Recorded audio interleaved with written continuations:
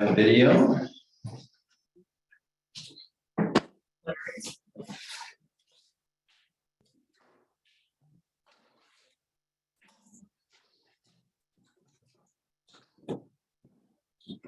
Ready for your order, Mayor? December 13th, 2022 Special City Council meeting is called to order. Are there any conflicts of interest? Well, I know Eric Jensen, and I don't know if I have to declare a conflict of interest or not, but I'm just letting everyone know that I am friends with him. Okay, thank you. Do I have to recuse myself? No. Okay, Not unless you have a financial No. benefit from any of that. no, I do not. What was the statement? I said I'm friends with Eric Jensen. And I wanted to know if I had to recuse myself.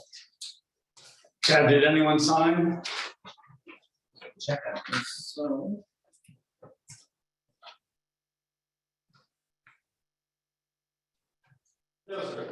Okay, having no oral comment, sign up. We have no written communication. We'll go on to new business. First, new business is discussion of the police chief recruitment and the proposals. Thank you, Mr. Mayor and Council. As you know, after so far 39 years, Chief Bowman has decided that he's going to retire this spring. We, city staff, knowing that in the charter that the police chief actually works at the pleasure of the city council, this is your decision to hire a new chief if you so choose. So in doing so, staff thought the best way to accomplish this would be to use a recruitment company because of the state of available workers today and the difficulties there is in finding even police officers. And that includes lateral and, police chiefs, all very difficult to find. So we reached out to three different firms, and we received 2 proposals back. These proposals are from Jensen Strategies and from Greg Kaufman, also known as GMP Consultants. I have personally worked with both of these groups as I was invited to interview city administrators both in Warrenton a couple of times and in Seaside. I've been involved with both of these companies. They both did an excellent job from my perspective. And even though that the proposal, one is a little thicker than the thinner, they both have the same methods as far as what I've seen. In regards to these proposals, what these folks will do is they're going to come in and involve the city council in trying to decide what it is that you want for your community. They will build the brochure based on that information, make some suggestions as well, and then they will go out and recruit to the best of their ability through all the different methods that they use. The 2 quotes that came from this from Jensen Strategies, and I just want to double check to make sure that I didn't miss this. Okay, so Jensen Strategies, their fee for recruitment was $24,000 plus $5,000 in city expenses for various things, and GMP Consultants came in $9,000 less than that. But they also said that they anticipate the city experiencing about $5,000 increase as well. So they are comparable. Based on what we received, city staff made a recommendation just based on the price off these proposals. And from there, we wanted to leave it up to the council to make the decision of which recruitment company to use. After that, I'm available for any questions that you might have. Any discussion? I've got something to say about these 2 proposals. In the GMP Consultants proposal, they have a guarantee that they'll come back and if the chief quits in 12 months and do it again for costs. And they also have, if the chief doesn't make it through the final processing, they'll do it again for costs. And in the Jensen, I did not see any guarantee at all. They just proposed to do this in a certain fashion. And did anyone see a guarantee in that one? Because I was at a loss why they wouldn't have something like that. Not that I recall, actually. Right, and I think that's a big thing, especially nowadays with how it's gone with our police officer recruitment, you know, go all the way to the end and all of a sudden you're going, what? And you're stuck with nothing. With that, all that time and energy. Well, and I think that's a very valid point. Because I'm gonna be honest with you, I think we've got a very difficult position to fill. The people that are gonna wanna fill this position are not,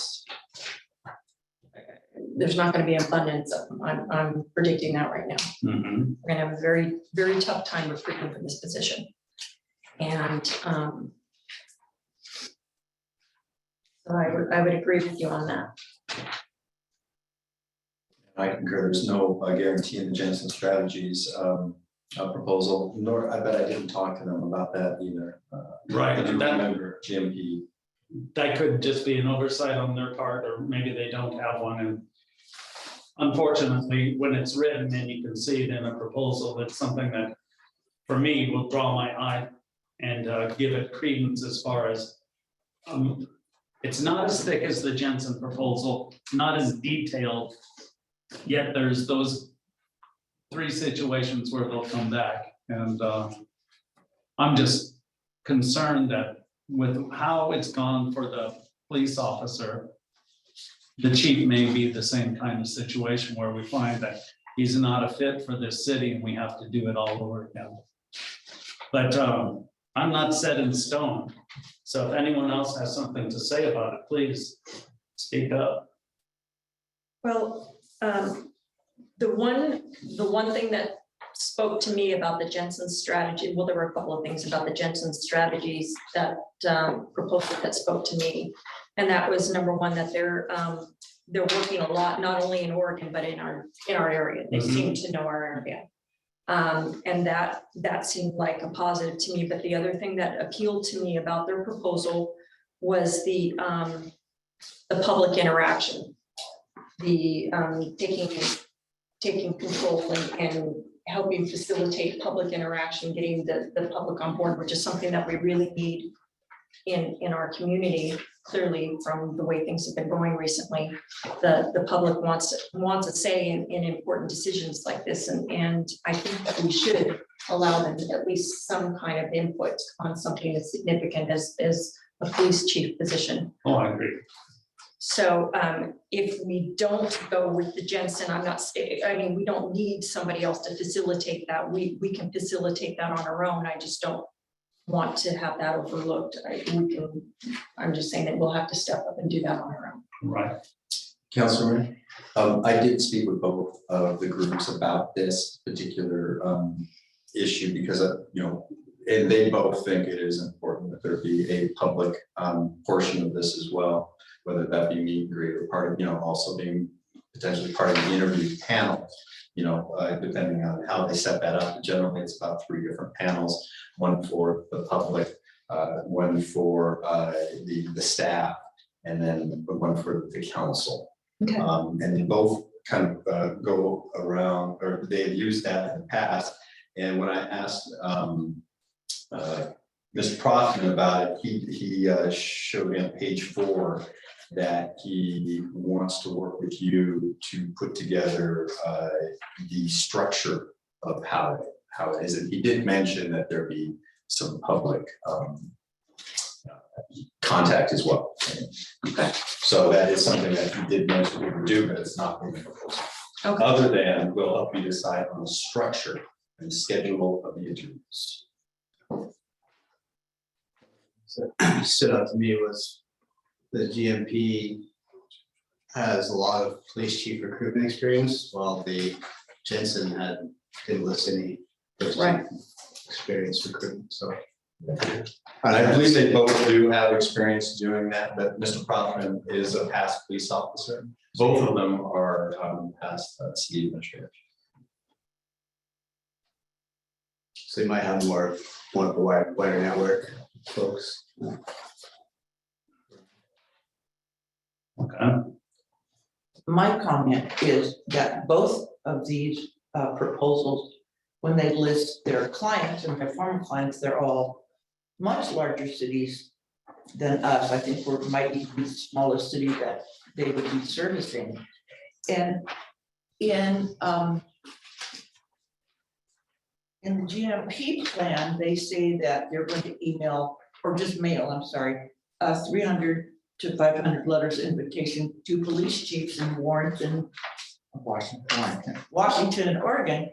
And my thought there was, all of those police chiefs working for larger cities at higher pay, and they should reach out to more than just police chiefs. And they didn't specify who else they would reach out to. But they did say that we would direct them in that, who we want them. I mean, that's what they're saying they would do, but we could direct them in that and who to reach out to. Yes, that is true. They're cool. Yes. Okay. Recruiting is recruiting for any law enforcement position right now is so hard. And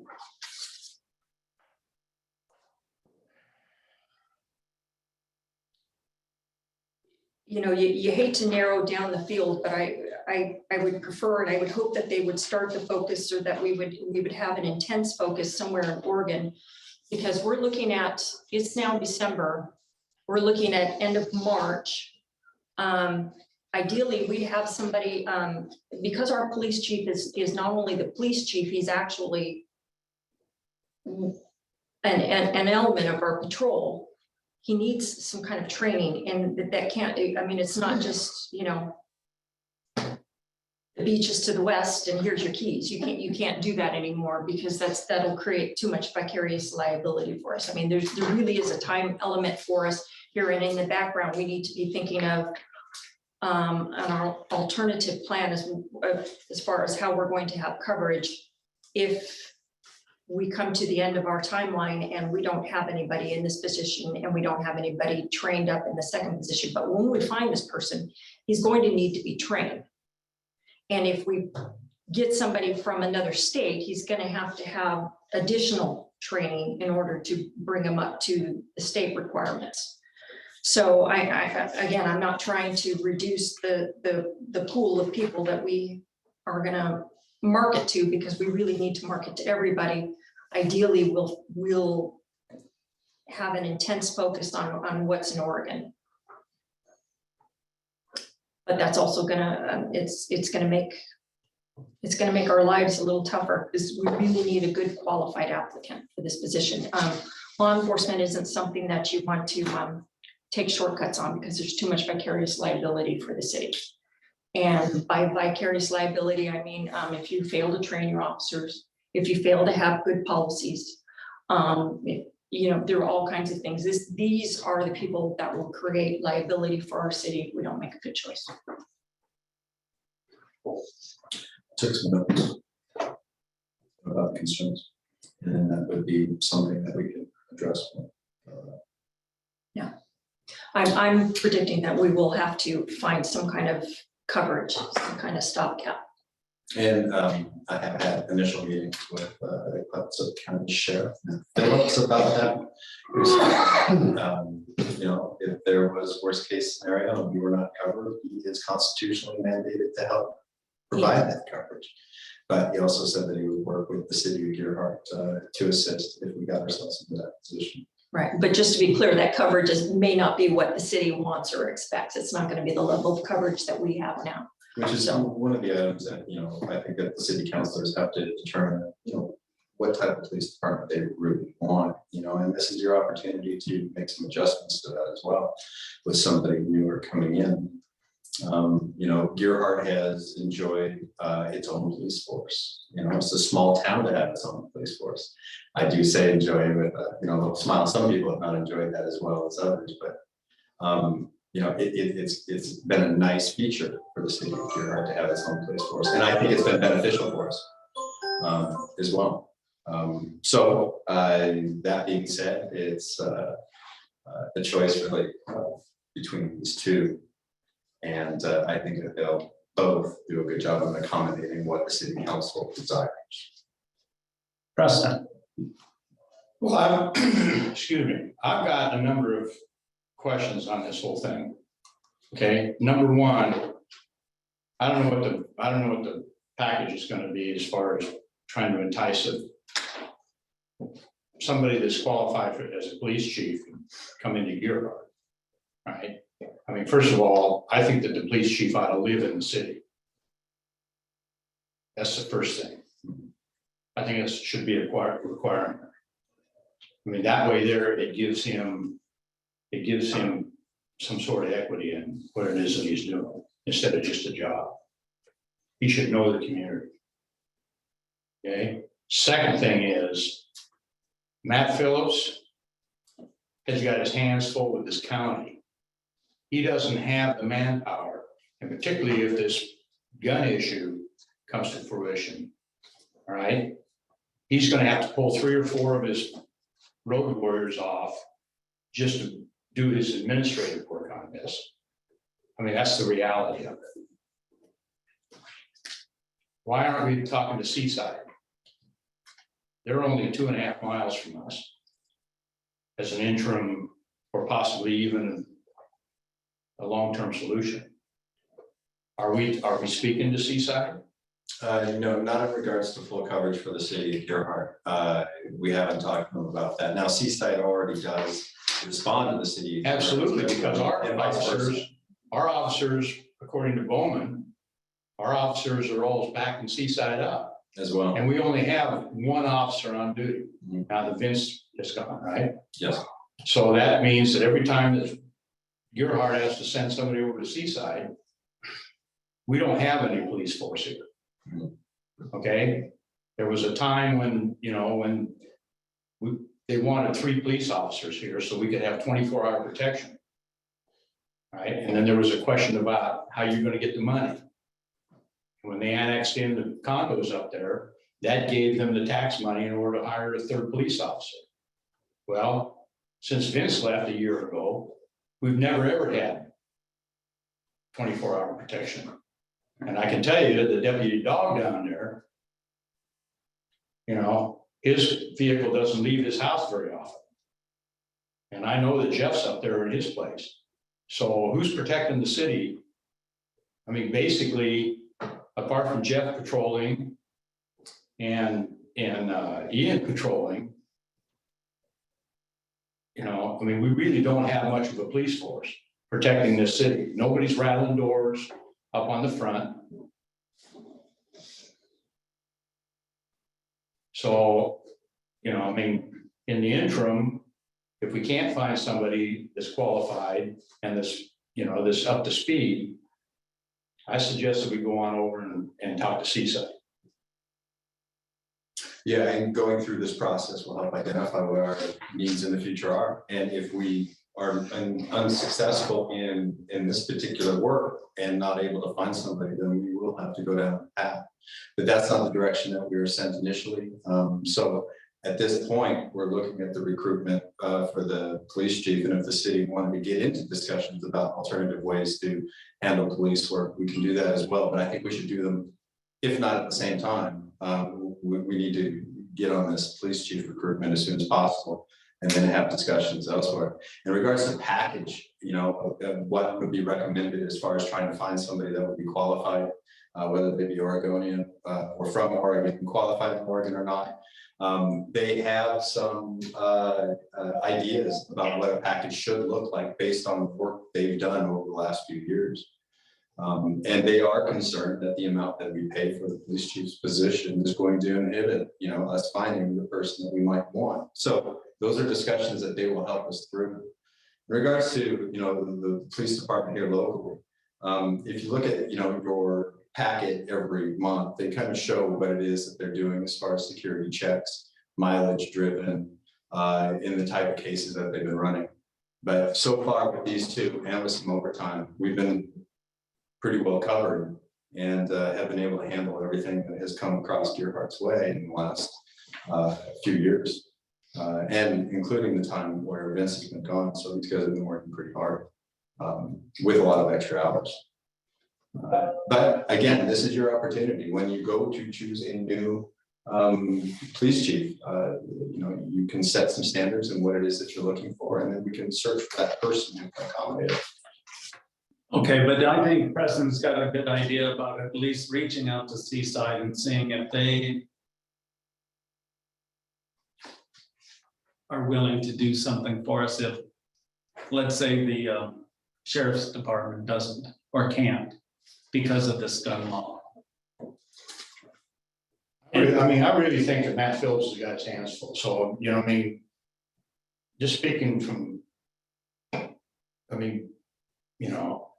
I took care of a lot of houses up in the Highlands, and the alarms would go off, and, I'd wait there an hour and a half, 2 hours before either a state cop or the sheriff's deputy would show up. Mhm. Okay, and that's not uncommon when they're, over the entire so state. if you're gonna ask Matt, to kick an officer loose to every time there's an incident in Gearhart or something like that, we might as well be waiting for, the perpetrator's gonna be gone. Well, so far, Matt's reaction was that he felt like he was adequately staffed at the moment, and they've done some recent rehires, and that he would be able to assist us. And that was just a couple weeks ago. Yeah, but we can explore everything. Yes. It's because no matter what, we've got to have a fail safe if something falls through the cracks. Right. So, I will do that. okay, thank you. Right, and just to be clear, yeah, you always open up the pool when you're negotiating with anybody, and that's what we would be doing is negotiating a contract, an interagency contract, or whatever you call it up here. And they're not uncommon in law enforcement, they happen all the time. But having spoken with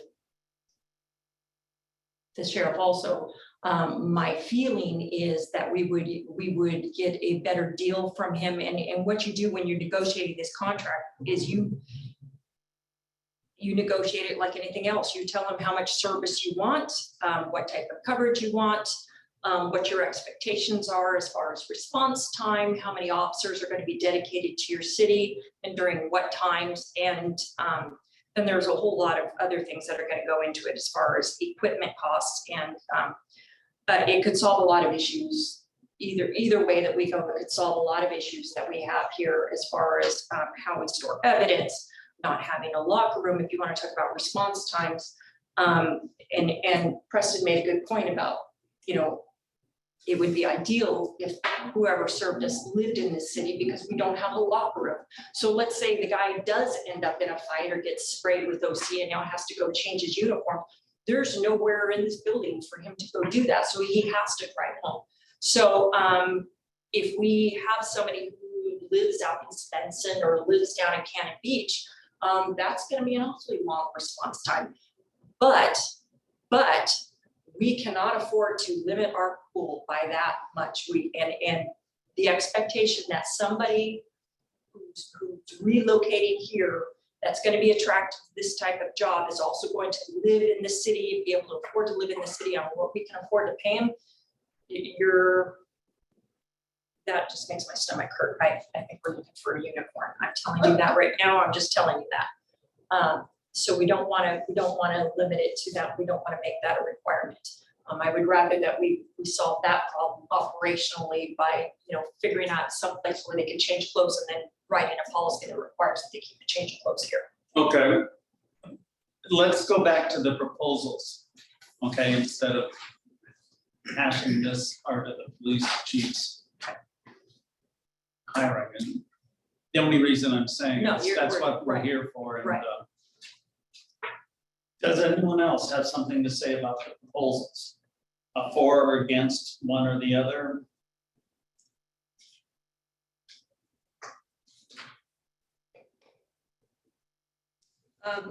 I have no reason not to go with the recommendation that was presented to us at GMP Consultants. I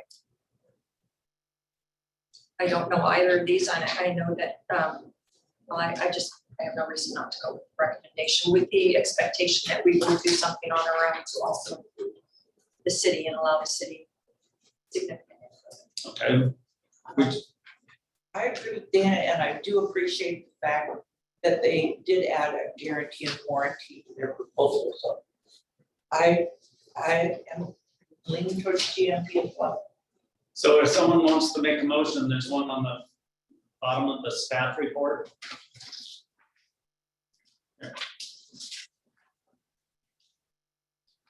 The first page. Okay, I'll make a motion, that to approve entering into an agreement with the, lowest bid and proceed with the recruitment of a new police chief. I'll second that. Any discussion? No discussion? All those in favor say aye. Aye. Aye. All opposed?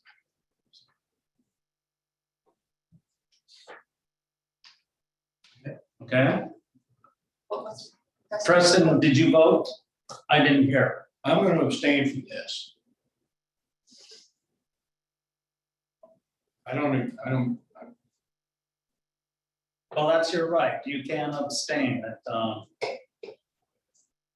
mean, you got three options here, correct? Well, that's what staff has written out. Okay. So I think I've already been pretty clear about suggestions as an alternative, Or you're asking for us to go into some kind of agreement with Seaside to take over our policing? I did not understand you to say that. I thought you were talking an interim agreement. I mean, that's what I got out of what you said. Instead of going to the sheriff, we were gonna go to Seaside and talk to them for an intern. So I understand that. The motion's been made, it's been seconded, it's been voted on. I'm sorry that wasn't clear enough for me. I'll make sure that we communicate a little better together because I was not aware that's what you were suggesting. okay? All right, so that's done. Moving on to discussion of the LOCOMA partnership to solve statewide homelessness. Would you read the synopsis, please, Chad? Sure, I'd be happy to. So this is the LCOMA partnership. The city received correspondence from the League of Oregon Cities in October, asking if we'd like to partner with the League of Oregon Cities and the Mayor's Association for two separate yet parallel budget proposals for the 2023 legislative session. Number one is the budget package, which provides direct allocation to cities for homeless response and prevention services. And number two, a budget package that provides capital improvement funding for the cities. OMA is proposing a direct allocation for funding from the state for each incorporated city in Oregon for its cities to use in their homelessness response and prevention services. It is proposed that each city be allocated funds in the amount of equal to $40 per resident in accordance with the latest official population estimates from TSU. The proposal requires that in no instance an incorporated city should receive less than $50,000 in direct funding. OMA's proposal provides cities the ability to elect and use funds for their homelessness response and prevention services or to redirect their funds to community partners who are required to use funds for homelessness response and prevention services. OMA's proposal states that funds must be used for homelessness response and prevention services, which may include abatement, cleanup, environmental mitigation, affordable housing, capital construction or improvement costs and homelessness or affordable housing measures, community resource officers, education and outreach, food bank assistance, shelter and transitional housing, hygiene stations, operation costs, outreach workers, and prevention. With a $50,000 guarantee for all cities and a $40 per resident multiplier in place based on the April 19th, 2022 PSU estimates, the total amount requested would be equal to $123,575,000 annual. So this is something that they're looking at doing yearly. In addition to the direct allocations, the proposal requires a meaningful allocation from the state for coordinated capital construction investments for specific shelter transitional housing projects statewide. It's expected that the final dollar amount needed for capital construction investments will equal between 125 and 175 million. UOMA is seeking information from Oregon cities about the needs that they have for capital construction investments from the state and their local response to addressing homelessness crisis. The UOMA Homelessness Task Force and the UOMA Board of Directors seek to support the city of Oregon's 241 cities for the above described proposal in an effort to present the legislature and Oregon's next governor with a truly coordinated and collaborative proposal. OMA hopes to submit its legislative request with as many city partners as possible. To explain the statewide nature of this crisis, the League of Oregon Cities, in partnership with OMA, has secured the services of a communication specialist to work directly with cities interested in supporting the OMA proposal. The communication specialist will work directly with interested cities and develop a one-page document that outlines the city's unique experience of homelessness and how the funding proposed by the OMA would help the city respond to or even prevent homelessness in the community. Work performed by the consultant in support of the OMA proposal will be paid for by the LOC. That's just for the consultant. If your city is interested in supporting this proposal, please let them know and provide them with a list of capital project funding your city needs to address to prevent homelessness. We're compiling a list of all capital project needs and submit as part of one comprehensive funding package. Some cities have submitted things like $250,000 for portable showers, toilets, or $2.5 million to build a navigation center. The mayor, councilor, Gould, and myself have already submitted the letter of interest by the November deadline. We also worked with LOC Representative Lindsay Huddleston last Monday to start the city's project draft submission for legislature. Each city submission is the same format, and the point of discussion is to narrow down project objectives or use of funds and to decide whether or not the council is interested in capital construction investment piece. After details are determined, the simple motion will allow participation. So that's the synopsis report. Essentially, looks like they're, they are going to the state. They are requesting these funds. They're doing it in a coordinated effort. Many cities are doing this same type of letter that we are, and we would like to participate as well in some of these things. City staff has done some work in looking around. We don't have any shovel-ready capital projects here for the city of Gerhart. We don't have a parks plan that shows where restrooms may or may not be, or we don't have some of the land necessary to do some of these things, nor do we have the budget to really take care of a lot of these items. But what we do have is we have community partners in this area that we can share funds with based on their requests through the city council in the future. So we're not making any decision on exactly who it is that we would provide money to. Our decision is, well, if we don't have a capital expenditure idea for a larger project, or if you have some ideas that you'd like to present, we're a little short on time to be able to get that type of request to the League of Oregon Cities for this letter. But it doesn't mean that when the funds come available that we couldn't be ready with another capital expenditure. This is just a letter supporting the program and saying that if we did receive money and we don't have the services, city staff would suggest that we use other services within the area, and then we fund those based on their requests through the city council. So I did talk to a few people about this, including Alan Evans with Helping Hands, and talk to them about their services and what they've been providing and what their needs are. So with that being said, I want to leave it up to the council to ask questions at this point. Any questions?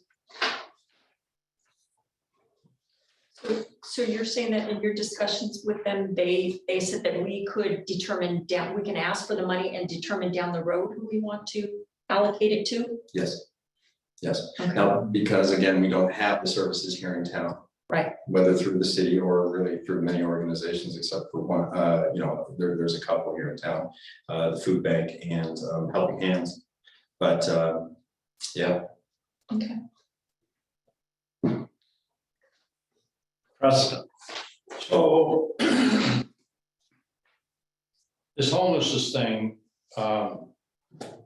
since the governor has stated that the homeless can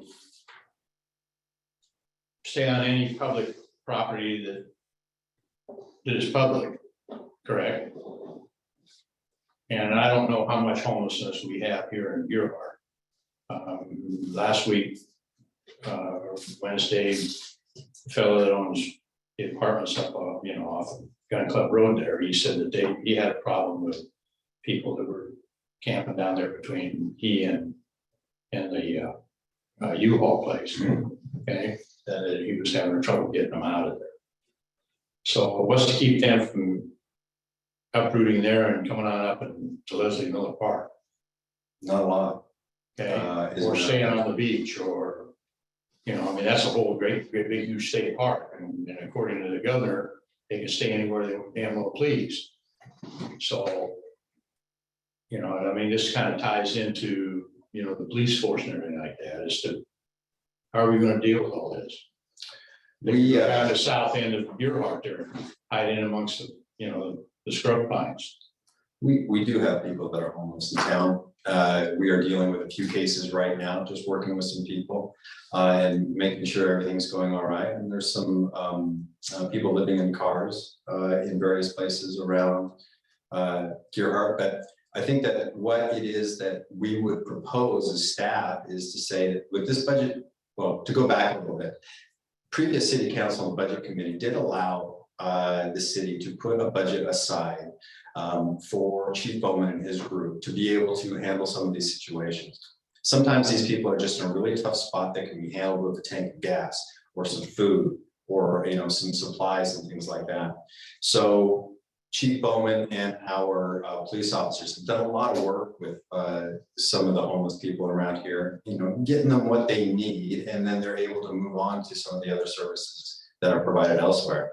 Last night, we had a fire call where there was a homeless gentleman that was very, very cold and was a little inebriated, but they didn't have the supplies that they needed to really make it through the night. So currently what we did is we call medics, they come in, police officers usually assist with this, and then they transport to the hospitals and the hospitals deal with this. Then the hospitals go through classic community action and things like Helping Hands to try to find some services for these folks if they so choose. Helping Hands and things, they operate a lot of beds. They have worked with our police department before. They have taken on cases where people had nowhere to go. They came in, picked them up, got them some supplies, and took them to a place to where they could give them those services. Helping Hands in particular, their opportunity is that it's not really a housing problem or a drug problem and all those things that they're looking at. They're looking at this as being a people problem, and they like to bring people into their services to try to get them into more of a permanent situation, whether that be some housing, services, and jobs, and then thus relieve the issue of homelessness by providing these people with those services. Classic Community Action does many of the same similar things, and those two groups do work quite a bit together. Classic Community Action does food, housing, veterans services, and then energy services as well, and hot meal sites. They'll provide SNAP. I just went into Helping Hands today, and they have in that building an entire staff of people that are working to help these folks. And some of these folks were previous customers, if you will, and that are working there now. They changed their lives and they're helping others. So we do have the opportunity to give some money to, if not these organizations, others within the community to help us with this problem. So we're not making any promises. But what we would like to say as the staff is that we would like to participate in this. We do support this and think it's necessary. We would like to, at this part, supply some funds to other organizations that can help. And then we would also like to, long story short here, have some funds available for the city so that Jeff and his team can continue to do the work that they've been doing to help, in the homelessness crisis that we've had here locally. So some of those funds can be reserved for that type of cleanup work, providing some assistance ourselves just right off the bat. And then the rest of the funds can go to other community operators that can assist. So basically, this would be a regional, we'd be just getting into the regional facilities that could help these folk out. Yeah, there's been conversations about that, because if each individual city tried to do their own thing, then we're just not as efficient as they're taking some of the programs that are working really well and giving them a better set of funding. And there are groups of people that are trying their best and doing some really good work here locally. We could start our own thing, but that would be really difficult for a city this size, with staff this size and that sort of thing. But if we pool the monies together, being from these towns, and start putting it towards people that we're actually making a difference, then I think that is probably one of the best ways to assist. I mean, I totally agree with that. I mean, I don't see where you're hard. We don't have any facilities in order to accommodate these people. Correct. Okay, so we're gonna have to rely on the overall community. And when I speak about the overall community, I'm talking about from Astoria to Arch Cape. There is a need, according to Helping Hands, they have a budget for Clatsop County of about, this is $760,000. That's their budget that they raise funds, on their own. They're not using state funds for this. They're using grants they have gotten from various organizations, fundraising, and individual donations, to do this. Though this community and the cities and the partners within Clatsop County are only providing less than half of that money. So the other half of the $760,000 that they don't have, they've been pulling from other community type programs that they're running elsewhere. So Clatsop County is running in a deficit, and according to Alan, he would really like to see cities provide more funds for whoever we choose to be able to help in this. But there is definitely a deficit in Clatsop County in particular. Okay. Yeah, this is essentially a request from the League of Oregon Cities and the Oregon Mayors Association to support them and to enter in and you know how it is. The more pressure they put on the state, the more likely the state is to respond. So we all coordinate to get together and say, yeah, we see this as a problem that while we may not have a huge problem here, we see it coming and we're hearing about it. We need to get out in front of it. That's the best time to get out in front of this, because being homeless is not illegal, and more the courts are looking at cities that fail to prepare for this, and then all of a sudden as a reaction, when their businesses are impacted or whatnot and people start getting upset, they take inappropriate action after the problem is already there rather than getting in front of it like we have an opportunity to do now. So we enter into whatever we have, we find the resources here, and our, like Ian was telling me, they have Officer or Sergeant Brown was telling me that Helping Hands, when he has a gentleman out there and he doesn't really know what to do with him, several times he's been able to call them and they have come out and found a place for that person to go. So we don't have somebody sleeping on our sidewalk or sleeping in our park. So this is a way for us to, while we couldn't solve the problem by ourselves, entering in, just like you said, joining with everybody else so that we can hopefully take care of the problem and see the services go in the best way possible so that we do handle the problem before it becomes. Right, and we're not losing anything on this. We're No. actually on a plus if we agree to it, because we get the funds that we can use for the homeless faction that is coming our way. So, it really is, all we have to do is have a consensus that says, yes, we want to go in with this 241 other mayors and cities and ask the state to provide some money for us. So it's a two-part question. So that's question number one, is do we want to do that? And question number two was, do we want to have a capital improvement project? So as far as capital improvement project, at first I was pretty excited about the idea of being able to put bathrooms in, but the more I thought about it, the more I thought we run a very lean city, and if you have bathrooms, you have to clean them. And then, you have other issues that come along with that. So I'm since we don't have any projects that are ready to go on that, I'm inclined to say, let's pass on that. That's my personal feeling, is pass on the capital improvements and say yes to jumping in with everybody else. There is a motion at the top of the second page that kind of describes that the motion is consensus improvement cities involvement in the statewide LSC only homelessness emergency project, including the option to divert funds to partnering communities if necessary. That would be the motion that would help us go ahead and finish off this one-page document to send and to add our letter to the rest of the state. Then I move that to approve the city's involvement in the statewide LOC and OMA homelessness emergency project, including the option to divert funds to partnering communities if necessary. I'll second.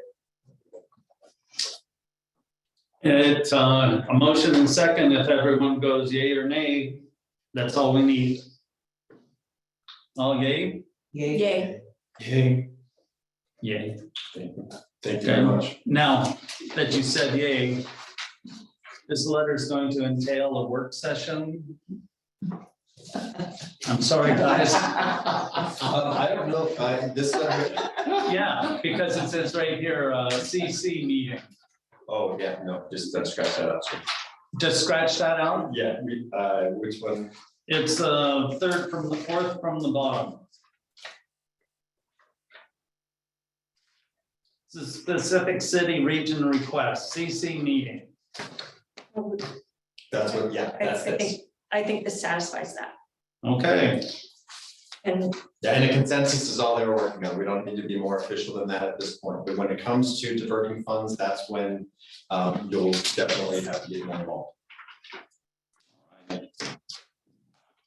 if that's the case. Council concerns, Dana? I, following up on the earlier discussion, well, I'll leave it alone for now. I think that we do need to have more discussion on law enforcement, and I think it's some valid points were brought up today. I think I'm not opposed to recruiting right now and seeing how that goes, but I have a very strong feeling that a contract is something that we're gonna have to investigate, and whether it's with Seaside or whether it's with Department. I think some investigation needs to be done, but that's a discussion for another day. That's not on our agenda for today, so. Mr. Mayor, may I ask a question, Council? Yes. So I'll make an appointment with, potentially Phillips, or Sheriff Phillips again, and then also Dave Hammond at Seaside. Would there be a council that wanted to attend those meetings along with me? I would. So would I.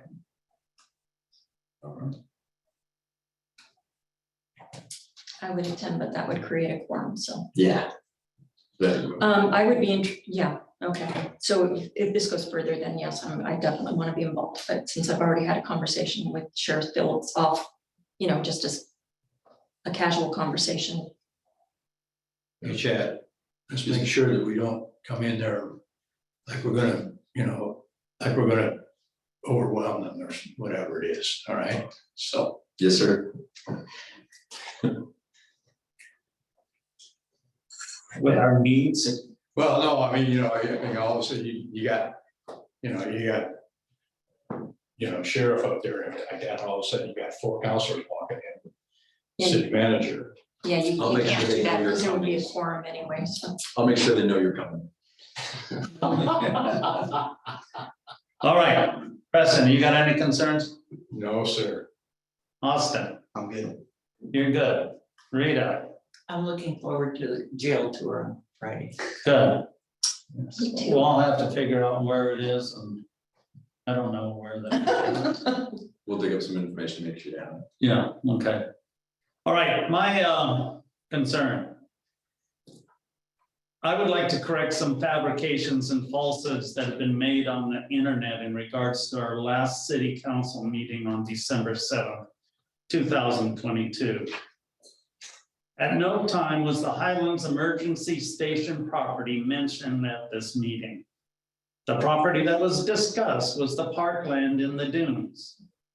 Councilor Tomlinson and I did walk this park area in the South Dunes to discuss mowing Scotch broom in a fashion to control its growth. The Highlands property was mowed in August of this year, but the Gerhart Fire Department never turned out any equipment. The Gerhart Volunteer Fire Department did thankfully turn out equipment for the fire at Little Beach on September 1, 2022. We are currently working on our date for our town hall, which all our city councilors can confirm. The challenge at the moment is zeroing in on the date when all councilors can attend. This past month has been a month of many meetings for us all. As soon as we can pinpoint a date, we will place the notice on the city website. Additionally, if there's something to report, we do report it. The proof of what was said can be heard or viewed on the city website. To the authors of this misinformation, please do not waste the city's time or the time of the Gerhart citizens. The city would like to get on with its work in a positive way and get some things accomplished. I take a motion for adjournment. Move to adjourn. Second, Second. in favor? I. Aye. Adjourn. Thank you, councilors, appreciate it. I think it's one of those things.